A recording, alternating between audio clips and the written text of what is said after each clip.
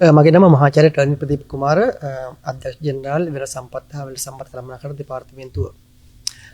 වෙර සම්පත් හා වෙර සම්පත් කළමනාකරණ දෙපාර්තමේන්තුව 2025 වර්ෂය සඳහා අපි අලුතෙන්ම නැවුම් මුහුණුවරක් කරගෙන අලුත් ක්‍රියාදාමයන් හරහා වගේම අලුත් ප්‍රතිපත්ති හරහා යන තමයි ප්‍රධාන බලාපොරොත්තු වෙන්නේ. යනවා අපි මෙම අවුරුද්දේ කලින් වස්තු වලට සාපේක්ෂව අපි සාමාන්‍ය කරන වෙරළ ආරක්ෂා පෞද්ගලික දිකිරීම මේ වගේ වැලි පෝෂණය කිරීම මේ වගේම දරුවත් වීම ව්‍යාපාරය වගේම අනිකුත් අපි වෙරළ කලාපයේ තියෙන සංවර්ධන කටයුතු සඳහා කරන බලාපොරොත්තු නිකුත් කිරීමේ ක්‍රියාවලට අමතරව මේ අවුරුද්දේ අපි අලුතෙන් ක්‍රියාදාම දෙකක් පටන් ගත්තා. විශේෂයෙන්ම අපි පටන් ගත්තා වෙරළ කලාපයේ ඇති කරන අපි කියනවා බීච් ලේෂර් පාක් එහෙම නැත්නම් වෙරළ විවේක උද්‍යාන 100ක් පටන් ගැනීම ව්‍යාපෘතිය අපි මේ අවුරුද්දේ පටන් ගත්තා.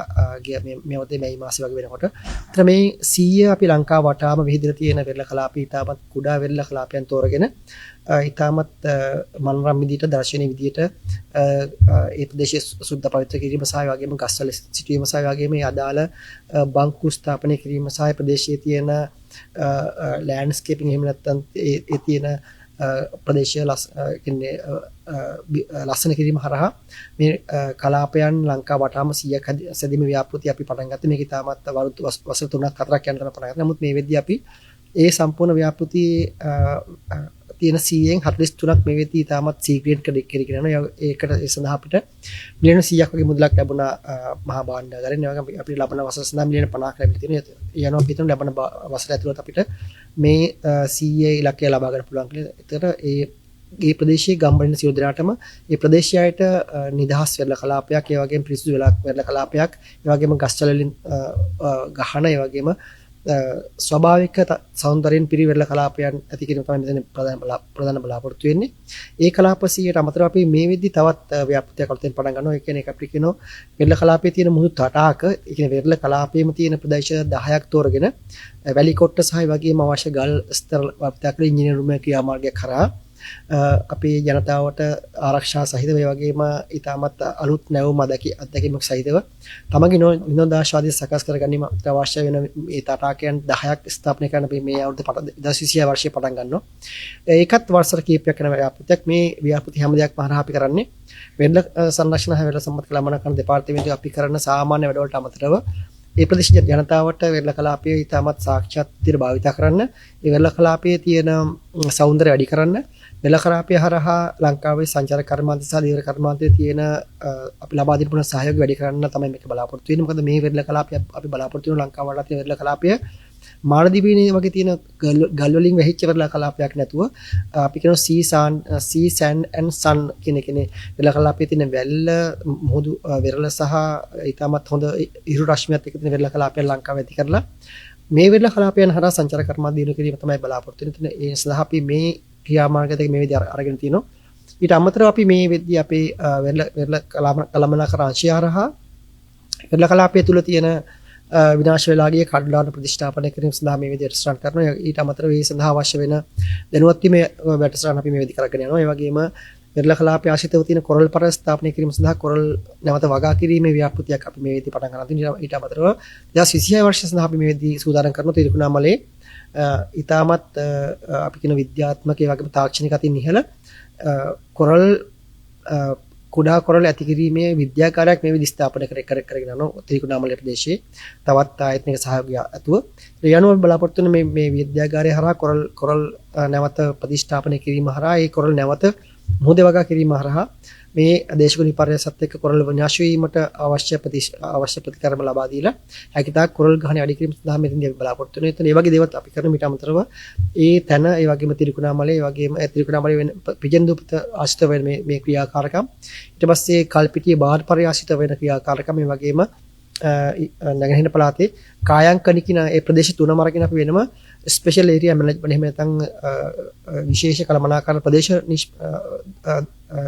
අපි එරි දක්වලේ ඒ ප්‍රදේශ විශේෂ කළමනාකරණ සලස්ම හරහා ඒ ප්‍රදේශයේ ඉතාමත් හොඳ මට්ටමේ කළමනාකරණ කිරීම බලාපොරොත්තු වෙනවා. මේ වගේ දේවල් අලුතින් 2026 සඳහා අපි මේ වෙද්දී අපේ ආයතන මගින් පෙළ ගැසීම් කරලා තිනවා. මම හිතනවා 2026 අපිට මේ දේවල් කරගන්න පුළුවන් වෙයි. මොකද මේ ආයතනට වසර 7ක් 8කට පස්සේ අපි මුල් වතාවට අපිට අවශ්‍ය යන්ත්‍ර සූත්‍ර වල මුල් කොටස ලැබුණේ. කියන්නේ අපිට ටිපරයක් සහ ඊට අවශ්‍ය බර වාහනයක් තවත් ලැබුණා. ඒ වගේම මේ 2026 වර්ෂයට බලාපොරොත්තු වෙන තවත් බර වාහන කීපයක් ලබාගෙන අපේ ආයතන මගින් විශේෂයෙන්ම වෙරළ කාදනය සඳහා අවශ්‍ය වෙන ක්‍රියාදාමයන් වලදී අපේ තුන්වෙනි පාර්ශ්වයක් හෝ පුද්ගලික අංශය ලබා ගන්න සහයෝගයට වඩා අපේ ආයතනයේ තියෙන යන්ත්‍ර සූත්‍ර භාවිතා කරලා මේ වෙරළ කලාප ආරක්ෂා කර ගැනීම, ඒ වගේම වෙරළේ තියෙන වෙරළ කාදනය වළක්වීම සඳහා අවශ්‍ය ක්‍රියාමාර්ග ගන්න අපේ ආයතන හරහාම කරන්න අවශ්‍ය ශ්‍රම බලකාය සහ ඒ වගේම යන්ත්‍ර සූත්‍ර බලකාය හදාගත්ත පස්සේ අපිට ඕනම අවස්ථාවක ඕනම වෙලාවකට අපිට අපේ ලබා දෙන්න පුළුවන් සහයෝගය සහ කියන වෙරළ කලාප ආරක්ෂා කිරීම ක්‍රියාදාමයට අපිට යොමවන්න පුළුවන්. මොකද මේක අපි දන්න වෙරළ කලාපයේ කාදනය කියලා කියන්නේ රටේ තියෙන රටේ ප්‍රමාණය අඩු වීම, ඒ කියන්නේ රට විනාශ වීමේ තව එකක් තමයි වෙරළ කලාප කාදනය. මොකද රට බේර ගැනීම සඳහා ත්‍රිවිධ හමුදාවක් ඉන්න අතරම වෙරළ කලාපය සහ රටේ තියෙන භූමිය ආරක්ෂා කරගැනීමේ ප්‍රධාන පෞර තියෙන ප්‍රධාන වගකීම තියෙන අපේ ආයතනයට වෙරළ සංරක්ෂණ හා වෙරළ සම්මත කළමනා කරන දෙපාර්තමේන්තුවට මෙතෙන්දී ඒ ආයතනයේ බලගැනීම හරහා මම හිතනවා මේ ක්‍රියාදාමය හොඳට කරගෙන යන්න පුළුවන් කියලා. ඉතින් මේ පසුගිය දශකයේම අපේ ආයතනයේ විශාල වශයෙන් බලගැනීමක් උනේ නැහැ. මම ඒ නිසා මම හිතනවා මේ වසරේ ලැබුණ ප්‍රතිපාදන සමග එන වසරේ ලැබෙන ප්‍රතිපාදන එක්ක මම හිතනවා අපිට 2026න් පස්සේ අපේ ආයතනය ඊටමත් සම්පූර්ණ ආයතනයක් බවට පත් කිරීම හරහා ඕනම අවස්ථාවක ඕනම හදිසි අවස්ථාවක හදිසි වෙරළ කාදනයන් තත්ත්වයන් සහ ඒ වගේම ලංකාව වඩා තියෙන වෙරළ ආරක්ෂා කර ගැනීම සඳහා අවශ්‍ය යන්ත්‍ර සූත්‍ර සහ ඉංජිනේරු බලකාය හරහා අපිට ලංකාව ආරක්ෂා කර ගන්න පරිසර ආරක්ෂා කර ගැනීම පැත්තේ ලංකාව ආරක්ෂා කර ගන්න අපිට අවස්ථාව ලැබෙයි කියලා මම බලාපොරොත්තු වෙන නිසා මම හිතනවා අපි ගාව ගමන හොඳයි මේ දක්වා. මේ වසරේ අපි ඊටමත් සාක්ෂාත් ගමනක් යන ඊටමත් හොඳ අලුත් දේවල් සමග ආයතනය අලුත් තැනකට යොමු කරගෙන තියෙනවා. මම හිතනවා මේක 2026 සහ අනාගත 27 වසරවලදී මිට හොඳ මට්ටමකට ගිහිලා මේක ස්ථිර කර ගැනීම හරහා අපි හිතනවා මේ ආයතනයේ අනාගතයේ ලංකාව ආරක්ෂා කරන තවත් ආයතනයක් බවට පත් කරගන්න අපිට අවශ්‍ය ශක්තිය ලැබෙයි කියලා. ඒ වගේම මේට අවශ්‍ය නීතිමය පැත්තෙන් බලද්දී අපි පනත වසර 2011 තමයි අවසාන වශයෙන් 11නේ 2011 වර්ෂය තමයි අපේ පනත 2011 වර්ෂයේ තමයි අවසාන වශයෙන් යවත් කලින් උනේ.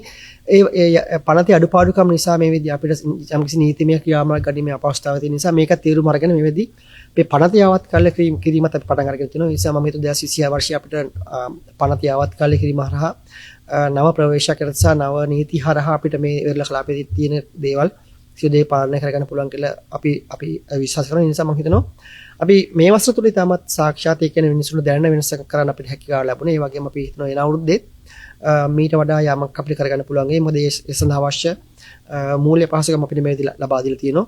ඒ වගේම අපිට අදාළ අවශ්‍ය සැලසුම් සහ අපිට අවශ්‍ය දර්ශන අපේ ගාව තියෙන නිසා මම හිතනවා 2026 වර්ෂයේදී ආයතනය මීට වඩා ස්ථිර තත්ත්වයට පත් කිරීම හරහා 2027 28 වෙනකොට අපේ ආයතන හරහා දෙන්න පුළුවන් කාර්යක්ෂමතා අපේ සහය අපේ ලබා දෙන්න පුළුවන් රටට අවශ්‍ය සේවය ලබා දීමේ අපිට හැකියාව තියෙනවා. ඒ වගේම අවසාන වශයෙන් අපි මේ වෙද්දී සංවර්ධන බලපත්‍ර විශේෂයෙන්ම අපි දෙන පර්මිට් සිස්ටම් එක හරහා අපි සංවර්ධන වීම නියාමනය කිරීමක් කරනවා. මේ தත්ත්වය අපි කියන මාර්ගගත ක්‍රමයකට කරන්නේ අපි ඔන්ලයින් සිස්ටම් එකක් අනුව කරන්නේ. මේකත් මෙම තියෙන ඔන්ලයින් සිස්ටම් එහෙම නැත්නම් මේ තියෙන පරිගණක අන්තර්ජාල පහසුකම් වැඩි දියුණු කිරීම හරහා මේ ඔන්ලයින් සිස්ටම් එකත් අපි දියුණු කිරීම හරහා අපි හිතනවා අපිත් සමග වැඩ කරන අපේ පාරිභෝගිකයන්ට ඉතාමත් හොඳ සේවයක් ලබා දෙන්න පුළුවන් කියලා. මොකද මේ වෙද්දිත් අපි නිතරම බලන්නේ පාරිභෝගික සේවය ඉතාමත් හොඳ මට්ටමකට අරගෙන අපි ළඟට එන පාරිභෝගිකයන්ට වැඩි කලක් නොගිහිල්ලා වගේ මෙයාලගේ යාලගේ තියෙන ඉන්වෙස්ට්මන්ට් වලට කිසිම බාධාවක් නොවෙන්න වැඩි කිරීම තමයි බලාපොරොත්තු වෙන නිසා ඒ හරහා තමයි බලාපොරොත්තු වෙනවා අපිට අලුත් දෙයක් කරගන්න පුළුවන් වෙයි කියලා. මේ වෙද්දී අපි දාපගත්ත දේවල් ලෝක තමයි ඒ වගේම විශේෂයෙන්ම මේ අවුරුද්දේ අලුතෙන්ම දෙයක් පටන් ගත්තා. අලුතෙන්ම දෙයක් කියන අපේ නීතිමය තත්ත්වයන් තුල තිබුණ අපිට තිබුණ ප්‍රතිපාදනයක් තමයි වෙරළ කලාපයේ තියෙන අනවශ්‍ය දිකිරීම සහ වෙරළ කලාපය පොදු දේපලක් වශයෙන් පවත්වාගෙන යාම. අවදන වෙරළ කලාපය කියන එක පොදු ස්ථානයක්. ඒතර පොදු ස්ථානයක් වශයෙන් පවත්වාගෙන යා යුතුයි. නමුත් අවාසනාවට වගේ පසුගිය කාලය තුලදී ලංකාවේ වෙරළ කලාපය ඉතාමත් හොඳ මට්ටමින් කළමනාකරණය වුණේ නොවීම හරහා වෙරළ කලාපය මත ගොඩක් අනවශ්‍ය දිකිරීම වාර්තා වුණා. ඒ වගේම වෙරළ කලාපය මත සහ වෙරළ කලාපයේ තියෙන වෙරළ සංරක්ෂණ හා වෙරළ සම්පත් කළමනාකරණ දෙපාර්තමේන්තුව මගින් ස්ථාපනය කරන ලද ආරක්ෂක බැබි මැතත් මේ තත්ත්වයන් අපිට බලා ගන්න පුළුවන්. අනවශ්‍ය ඉදිකිරීම ඇති කරනවා. මේක විශේෂ මහංගම් ප්‍රදේශය හොඳටම බලා ගන්න පුළුවන්. ඒතර මේ අවුරුද්දේ අපි මේ අනවශ්‍ය ඉදිකිරීම වසර 10කට පස්සේ පටන් ගත කරන්න. විශේෂම අපි දන්න හිරිකැටිය ප්‍රදේශයේ ඉතාමත් සාර්ථකව මේක කරා, වැලිගම ප්‍රදේශයේ ඉතාමත් සාර්ථකව කරා. කීප දෙනෙක් අපිට දෝෂාරෝපණය එල්ල කරත් බහුතරයක් 95කට එහා වැඩිපුර බහුතරයක් ගෙන් ලැබුණේ මේ තත්ත්වය ඉතාමත් හොඳයි, මේ තීරණ ඉතාමත් හොඳයි කියලා.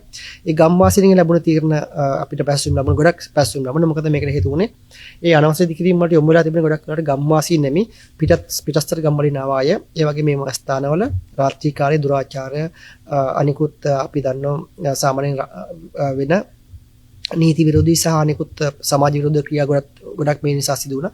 මේ අපි අනවශ්‍ය කිරීම හරහා මේ ප්‍රදේශයේ එම තත්ත්වෙනුත් ගොඩක් අඩුවීමක් වාර්තා වුණා. ඒ වගේම අනවශ්‍ය කිරීම හරහා ඒ ප්‍රදේශයේ තියෙන ක්‍රමානුකූලව සංචාරක කර්මාන්තය කරගෙන ආව අයට ඉතාමත් හොඳ තත්ත්වයක් උදාවන. මොකද ඒ අයගේ තමන්ගේ දෛනික ආදායම වැඩිවීම සහ එම අයට දෛනිකව සංචාරකයන් ලැබීමේ වැඩිවීමේ ප්‍රමාණයක් මේ වෙද්දී නිර්මාණය වෙලා තියෙනවා. ඒ වගේම මේ පරිසරයත් දැන් කලින්ට වඩා දර්ශනීය පරිසරයක් බවට පත් වෙනවා. මෙතෙන්දී අපි විශේෂම සඳහන් කරනවා අපේ ආයතනයේ තියෙන වෙනස් සම්මත කළමනාකරණ දෙපාර්තමේන්තුව තමයි මේකට සම්පූර්ණ මුල් වුණේ. ඒ ආයතන මගේ අතන විශේෂයෙන්ම මගේ සුභාශිංසන පිළිපදින නමනෝනේ ඒ කර ක්‍රියාදාමයන් හරහා. මොකද මේක ලේසි පහසු දෙයක් නෙමෙයි. මොකද මෙතෙන්දී අපිට සමාජලාට සමාජ විරෝධී ක්‍රියා කණ්ඩායම් හරහා අපිට මේ සමග ගැටුම් වලට වඩා පවා යෑම සිදු වෙන ඒ හැම දෙයක් එම අභියෝග හමුවේ තමයි මේ හැමදේම අපි කරේ. ඔවගේ දේවල් අපි මේ වෙද්දි ගොඩක් ආයතන මගින් සිදු වෙමින් පවතිනවා. ඒ වගේම තවත් ප්‍රශ්නයක් තමයි ලංකාවේ තියෙන වෙරළට තියෙන පිවිසුම් මාර්ග. ගොඩක් පිවිසුම් මාර්ග අපි දන්නවා මේ වෙද්දි අවහිර කරලා සංචාරකින් නීකේතන සහ වෙනත් පුද්ගලික ඉදිකිරීම මේ වෙද්දි වැඩි වෙමින් පවතිනවා. ඒ නිසා මේ තත්ත්වයේ තේරුම් අරගෙන අපේ ආයතනය පිවිසුම් මාර්ග අවශ්‍ය තියෙන පිවිසුම් මාර්ග අපි කියන සිතියම් ගත කිරීම හරහා අවසානයේ ගැසට් කිරීම හරහා බලාපොරොත්තු වෙන මේක නීතිමය තත්ත්වයක් ඇති කරලා ලංකාවේ තියෙන පිවිසුම් මාර්ග වලට නීතිමය තත්ත්වයක් ඇති කරලා වෙරළට පිවිසීම සඳහා සියලු ජනතාවට අපහසුතාවකින් තොරව පිවිසෙන අවශ්‍ය ක්‍රියාමාර්ග මේ වෙද්දී ගනිමින් පවතිනවා. මම හිතන්නේ ගොඩක් වෙලාවට ඒ සියලු පිවිසුම් මාර්ග හඳුනාගෙන සිතියම් ගත කළ ඉවරයි මේ වෙද්දී. ගොඩක් අය 2026 වර්ෂයේ මුල් භාගයේදී ගොඩක් අය මේ සිතියම් ටික පාර්ලිමේන්තුවේ අනුමත වීම හරහා මම හිතනවා මේක නීතිගත වෙච්ච වෙරළ පිවිසුම් මාර්ග වලටපත් වේ කියලා මම අදහස් කරන නිසා මේකත් මේ නිසාත් වෙන්නේ වෙරළ කලාපේ භාවිතා කරන දීවර කාර්මිකයන්ට සංචාරකයන්ට ඒ වගේම ගමේ අයට නිදාසේ වෙරළට පිවිසීමට අවශ්‍ය මාර්ග මේ විදිහ අපි සාක්ෂාත් කරමින් පවතිනවා. ඒ අනුව අපි එම තත්ත්වයන්ුත් අපි තේරුම් අරගෙන මේ ප්‍රදේශ ජනතාවට ලබා දෙන්න පුළුවන් සේවයක් වශයෙන් මේ විදිහ අපි ඒ ක්‍රියාදාමයන් කරගෙන යනවා. ඊට අමතරව අපි දැන් අලුතෙන් කරන දෙයක් තමයි විශේෂයෙන්ම අපි දන්නවා පසුගිය කාලේ කළුගඟේ තිබුණු කැලිඩෝ කියන වැලි පරය යම්කිසි මට්ටමක නිරාවරණය කිරීම හරහා කළුගඟ ඉහළ ප්‍රදේශයේ තියෙන ගංගා වතු අඩු කිරීම සඳහා ක්‍රියාමාර්ග ගත්තා. මේ නිසා කළුගඟ කෙලින්ම මුහුදට ගලා යාම හරහා ගංගා වතු තත්ත්වය අඩු වුණත් දැන් ඉතින් විශාල ප්‍රශ්න පාරිසරික ප්‍රශ්න ඇති වෙලා තියෙනවා. සමාජීය ප්‍රශ්න ඇති වෙලා තියෙනවා. මේ එකක් තමයි අපි දන්නවා කැලිඩෝ කියන ඒ වෙරළ වැලි පටියම සම්පූර්ණයෙන්ම මේ වෙද්දී විනාශ වෙලා ගිහිල්ලා ඒ ප්‍රදේශයේ ගඟේ ගැලීමේ මාර්ගය සම්පූර්ණයෙන් වෙනස් වෙලා තියෙනවා. ඊට අමතරව කළුගඟේ තියෙන මැද තියෙන පාලම සහිතව තියෙන ඉතාමත් කුඩා දූපත් ප්‍රමාණය විශේෂම කාදනයකට මේ වෙද්දී පත් වෙලා තියෙනවා. මේ කාදනය වීම අනාගතයට වැඩි වුණොත් අනිවාර්යෙන් කළුගඟ හරහා තියෙන පාලමලත් විශාල හානියක් වෙන්න පුළුවන්. එහෙම වුණොත් කළුතර සහ කොළඹ අතර තියෙන දුම්රිය මාර්ගය සහ මහා මාර්ග එකතු වීමත් මේකෙන් වෙන්න පුළුවන් හානියක් වෙන්න පුළුවන්. ඒ නිසා මේ තත්ත්වය තේරුම් අරගෙන වෙරළ සංරක්ෂණ හා වෙරළ සම්මත කළමනාකරණ දෙපාර්තමේන්තුව දෙපාර්තමේන්තුව ඒ වගේම සංචාරක අමාත්‍යාංශය ඒ වගේම සංචාරක ප්‍රවාදන අධිකාරිය සහ දිස්ත්‍රික් ලේකම් කාර්යාලය සියලු දෙනා එකතු වෙලා මේ වෙද්දී ඒකට අවශ්‍ය පිළිවෙලක් වශයෙන් අවශ්‍ය වෙන විශේෂඥ කමිටුපත් කිරීම හරහා මෙතෙන්ට දීර්ඝකාලීන විසඳුමක් හොයාගන්න අවශ්‍ය ක්‍රියාමාර්ග මේ වෙද්දී අරගෙන තියෙන මේ වෙද්දී අපිට සංචාරක ප්‍රවාදන අධිකාරිය මගින් අපිට මිලියන 50ක් විතර ප්‍රතිපාදන ලැබීම සහ ඒ වගේම 2026 අයවැය අනුව මිලියන 100ක ප්‍රතිපාදනයක් මේ අපි ලැබිලා තියෙනවා. අනුව අපි හිතනවා මේ තත්වයන් හරහා මේ කැලිඩෝ ප්‍රදේශයේ තියෙන මේ පරිසර ප්‍රශ්න විසඳීම හරහා අපි හිතනවා ගංගා මැද තියෙන දුප්පත් ආරක්ෂා කරගන්නවා වගේ මෙතනින් උතුරු පැත්තට තියෙන විශාල කාදනය මොකද මේ ප්‍රදේශයේ තියෙන ලොකු විශාල සංචාරක නිකේතන මේ කාදනය වෙරළ කාදනය නිසා විශේෂයෙන්ම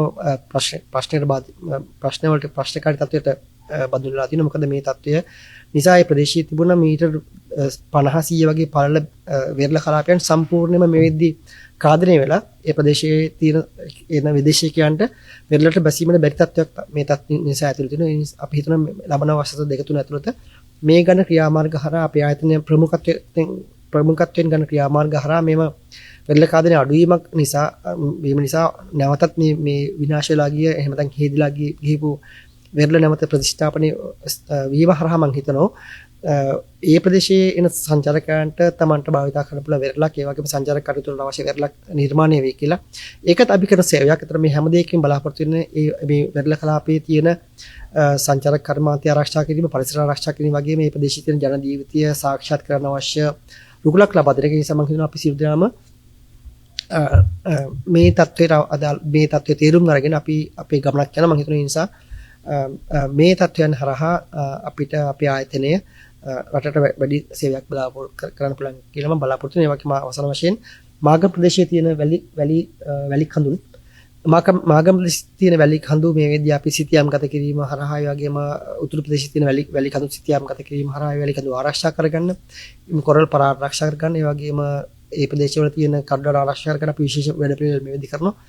ඒ හැම දෙයකින් බලාපොරොත්තු වෙන අපේ ආයතනය පරිසර හිතකාමී ඒ වගේම සංවර්ධන හිතකාමී ඒ වගේ සමාජ හිතකාමී තත්වයකට ගිහිල්ලා මේ සංවර්ධනය පරිසරය සහ ඒ වගේම හොඳ සමාජයක් මේ තියෙන ප්‍රධාන කුළුණු තුනේ සමතුලිතතාවයක් ඇති කිරීම හරහා ඒ ප්‍රදේශ ජනතාවට පරිසරයට තම සේවයක් කරන්න අපි බලාපොරොත්තු වෙන්නේ.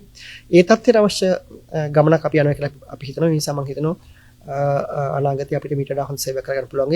ඒ වගේම අපේ ආයතනය ගැන තියෙන මොනවා හරි ඕනම කෙනෙක් ගැන තිබුණින් අපේ ආයතනය ගැන විවේචන ඒ වගේම අදහස් තිබුණින් ඕනම අවස්ථාවක අධ්‍යක්ෂ ජෙනරාල් හෝ අපේ ආයතනය ඕනම ඉහළ කළමනාකාරීත්වයක් හෝ ඇමතීම හරහා හෝ අපිට නිකුත් කිරීම හරහා අපිට කැමති අදහස් ලබාගෙන අපේ ආයතනය තව දියුණු කරගන්න. මොකද අපේ ආයතනය ලබා දෙන සේවය ගැන දන්නේ ප්‍රදේශීය ජනතාව සහ ඔබ සියලු දෙනා. ඒ නිසා මම හිතනවා මෙල්ලීමක් කරන අපේ ආයතනය ගැන තියෙන ඕනම දෙයක් තිබ්බොත් අපි කැමති ඒ අදහස් ලබාගෙන ආයතනය දියුණු කරන්න. මොකද ඒක තමයි අපි ඉන්නේ. ඒ නිසා මම හිතනවා ඒ ඉල්ලීමත් කරමින් මම අනාගතයේත් බලාපොරොත්තු වෙන්නේ මේ ආයතනය හරහා ප්‍රදේශයට, සමාජයට සහ පරිසරයට දෙන්න පුළුවන් සම්පූර්ණ සහයෝගය ලබා දීලා ලංකාව ආරක්ෂා කිරීමේ තවත් ආයතනයක් තියෙනවා කියලා පෙන්නන එක. මොකද ලංකාව ආරක්ෂා කිරීම රටේ ආරක්ෂාව කියන එක පරිසර ආරක්ෂාව කියන එක ඒන් කොටසක්. ඒ සඳහා තියෙන එකම වෙරළ කලාපයට තියෙන එකම ආයතනය වෙරළ සම්පත් හා වෙරළ සම්පත් කළමනාකරණ දෙපාර්තමේන්තුව මේ හරහා අපිට හොඳ සේවයක් ලබා දෙන්න පුළුවන් කියලා මම බලාපොරොත්තු වෙනවා මේ සීලෝ ක්‍රියාකාරකම් හමුවේ.